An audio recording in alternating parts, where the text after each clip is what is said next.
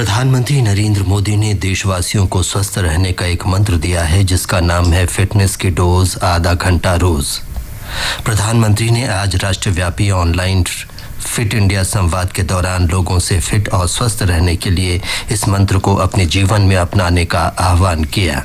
Fitness की dose आधा घंटा रोज, इस मंत्र में सभी का स्वास्थ्य, सभी का सुख छिपा हुआ है। फिर चाहे योग हो या बैडमिंटन हो, टेनिस हो या फुटबॉल हो, जो भी आपको पसंद आए, कम से कम 30 मिनट रोज कीजिए। फिट इंडिया संवाद के दौरान प्रधानमंत्री ने फिटनेस एक्सपर्ट और लोगों से तंदुरुस्त रहने के लिए प्रोत्साहित करने वाली जानी मानी हस्तियों से बातचीत की। इस संवाद में भाग लेने वाले लोगों ने स्वास्थ्य के बारे में प्रधानमंत्री के साथ अपने अनुभव साझा किए।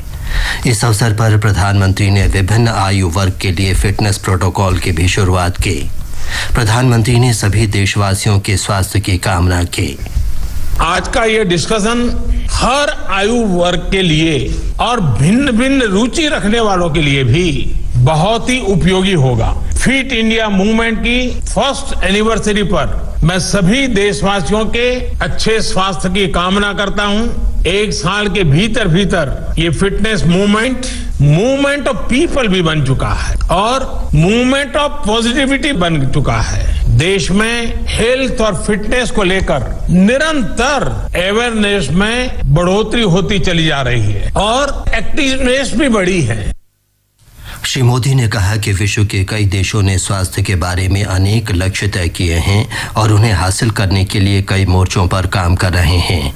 ऑस्ट्रेलिया, जर्मनी, ब्रिटेन और अमेरिका जैसे कई देशों में व्यापक स्तर पर फिटनेस अभियान चलाए जा रहे हैं।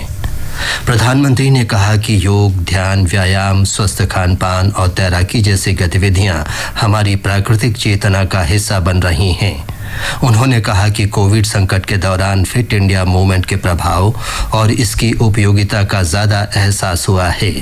फिट इंडिया मूवमेंट ने अपना एक साल एक ऐसे समय में पूरा किया है जिसमें करीब करीब 6 महीने अनेक प्रकार के रिस्ट्रिक्शन के बीच हमें गुजारा करना पड़ा है, लेकिन फिट इंडिया मूवमेंट ने अपने प्रभाव और प्रासंगिकता को इस कोरोना काल में सिद्ध करके दिखाया है। वाकई फिट रहना उतना मुश्किल काम नहीं है जितना कुछ लोगों को लगता है। थोड़े से नियम से और थोड़े से परिश्रम से आप हमेशा स्वस्थ रह सकते हैं। खेल और युवा कार्य मंत्री किरेन रिजिजू ने कहा कि प्रधानमंत्री के फिट इंडिया मूवमेंट की दृष्टि जन आंदोलन बनकर उभरी है। इसके पहले वर्षगांठ के अवसर पर आयोजित जानी मानी हस्तियों के साथ प्रधानमंत्री के संवाद से पहले श्री रिजिजू ने ये बात कही। राष्ट्रपति रामनाथ कोविंद ने आज वीडियो कॉन्फ्रेंस के जरिए वर्ष 2018-19 के लिए राष्ट्रीय सेवा योजना NSS पुरस्कार प्रदान किए। ये पुरस्कार 42 विजेताओं को 3 विभिन्न श्रेणियों, विश्वविद्यालय, NSS इकाई और उनके कार्यक्रम अधिकारियों तथा NSS स्वयं सेवकों को प्रदान किए गए। इस अवसर पर केंद्रीय युवा कार्य और खेल मंत्री किरेन रिजिजू नई दिल्ली के विज्ञान भवन में पुरस्कार वितरण समारोह में उपस्थित थे। अपने संबोधन में राष्ट्रपति ने कहा कि राष्ट्रीय सेवा योजना का लक्ष्य सेवा से शिक्षा प्रदान करना है। सेवा के द्वारा युवा स्वयं सेवकों के चरित्र का निर्माण तथा व्यक्तित्व का विकास होता है। स्वैच्छिक सामुदायिक सेवा राष्ट्रीय सेवा योजना का महत्वपूर्ण अंग है। इस योजना का आदर्श वाक्य है नॉट मी बट यू। इसका भाव है अपने हित की जगह दूसरे के हित पर ध्यान देना। राष्ट्रीय सेवा योजना का प्रतीक है अशोक चक्र, जो स्वयं सेवकों को 24 घंटे सेवा के लिए तत्पर रहने की प्रेरणा देता है। श्री कोविंद ने कहा कि ये बड़े हर्ष का विषय है कि कई तकनीकी संस्थानों, महाविद्यालयों और विश्वविद्यालयों के लगभग 40 लाख युवा छात्र राष्ट्रीय सेवा योजना से जुड़कर राष्ट्र और समाज की सेवा कर रहे हैं।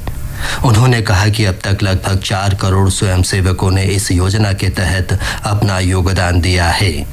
राष्ट्रपति ने कहा कि कोविड वैश्विक महामारी से लड़ाई में NSS स्वयंसेवकों ने समाज में सुरक्षित दूरी और मास्क के उपयोग के बारे में जागरूकता पैदा की।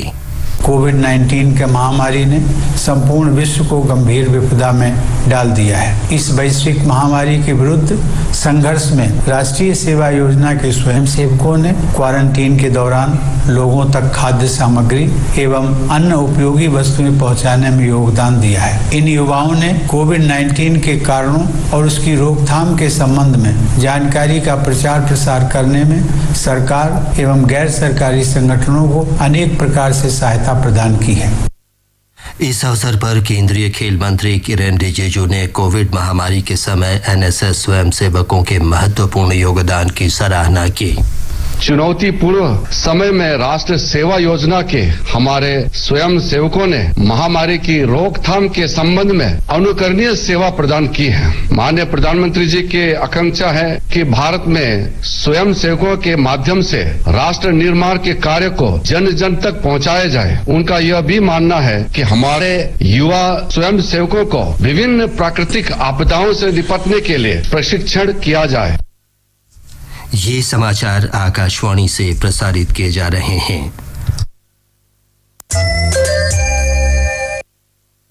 कृषि मंत्री नरेंद्र सिंह तोमर ने कहा है कि संसद में पारित कृषि विधेयक क्रांतिकारी सिद्ध होंगे। उन्होंने कहा कि कानून में परिवर्तन लाए बिना किसानों का कल्याण संभव नहीं था। एक समाचार एजेंसी से भेंट में श्री तोमर ने कहा कि कृषि विधेयकों से किसानों को फसल की कीमत की गारंटी मिलेगी, इसलिए वे समय पर बुआई कर सकेंगे। उन्होंने स्पष्ट किया कि उपज बेचने का अनुबंध केवल उपज तक ही सीमित होगा और उसकी खेती की जमीन से कोई संबंध नहीं होगा। ये एक्ट उसको मंडी के बाहर भी अपनी मर्जी के मुताबिक भाव में अपना उत्पादन बेचने की स्वतंत्रता प्रदान करता है। एपीएमसी मंडियों में टैक्स लगता है। हमारा जो विधेयक है इसके माध्यम से एपीएमसी प्रेमाइसेस के बाहर जो किसान ट्रेड करेगा उस पर न तो राज्य का टैक्स लगेगा और न केंद्र का टैक्स लगेगा। देश में पिछले 6 महीनों से लगातार कोविड के नए रोगियों की तुलना में अधिक लोग स्वस्थ हो रहे हैं। पिछले 24 घंटों के दौरान देश में 87,374 लोग स्वस्थ हुए, जबकि 86,508 लोगों में संक्रमण की पुष्टि हुई। इसके साथ ही अब तक 46,70,000 से अधिक लोग स्वस्थ हुए हैं। स्वस्थ होने की दर 81.55% से अधिक हो गई है। संक्रमण में नए मामलों में अधिक लोग स्वस्थ हो रहे हैं, जिससे स्वस्थ होने वालों और संक्रमित होने के बीच अंतर बढ़ रहा है। स्वस्थ होने वालों की संख्या नए संक्रमित लोगों से 37 लाख अधिक है। संक्रमण के कुल मामलों में से केवल 16.86% लोगों का इलाज चल रहा है। महाराष्ट्र के शहरी विकास मंत्री एकनाथ शिंदे को कोरोना संक्रमण हो गया है। उन्होंने उन सभी लोगों को से कोविड टेस्ट कराने का अनुरोध किया है जो कुछ दिन पहले तक उनके संपर्क में आए थे। वे राज्य सरकार के ऐसे 13वें मंत्री हैं जिन्हें कोरोना संक्रमण हुआ है। मणिपुर के मुख्यमंत्री एन बीरेन सिंह ने अपने मंत्रिमंडल से 3 मंत्रियों को हटा दिया है। कृषि और पशुपालन मंत्री वी हंखलियन, समाज कल्याण और सहकारिता मंत्री नेमचा किमकेन और शिक्षा, श्रम तथा रोजगार मंत्री थोकचुम राधेश्याम सिंह हटाए गए मंत्रियों में शामिल हैं। ये सभी सत्ताधारी भाजपा के सदस्य हैं। श्रीमती किपगेन मंत्रिमंडल में अकेली महिला सदस्य थीं। राज्यपाल डॉक्टर नजमा हेपतुल्ला ने मंत्रियों को हटाए जाने को अपनी संस्तुति दे दी है। 51वां भारतीय अंतर्राष्ट्रीय फिल्म समारोह अगले वर्ष 16 से 24 जनवरी के बीच गोवा में आयोजित किया जाएगा। इससे पहले इसका आयोजन इस वर्ष 20 से 28 नवंबर के बीच किया जाना था। सूचना और प्रसारण मंत्री प्रकाश जावड़ेकर और गोवा के मुख्यमंत्री डॉक्टर प्रमोद सावंत के बीच हुई बातचीत के बाद तिथियों में ये परिवर्तन किया गया है। प्रधानमंत्री नरेंद्र मोदी ने प्रसिद्ध परमाणु वैज्ञानिक डॉक्टर शेखर बसु के निधन पर शोक व्यक्त किया है। श्री मोदी ने कहा कि डॉक्टर बसु ने भारत को परमाणु विज्ञान और इंजीनियरिंग के क्षेत्र में अग्रणी देश के रूप में स्थापित करने में महत्वपूर्ण योगदान दिया। बंबई शेयर बाजार का संवेदी सूचकांक आज 1,115 अंक की गिरावट के साथ 36,554 पर बंद हुआ। नेशनल स्टॉक एक्सचेंज का निफ्टी भी 326 अंक गिरकर 10,806 पर आ गया। इसके साथ ही ये समाचार बुलेटिन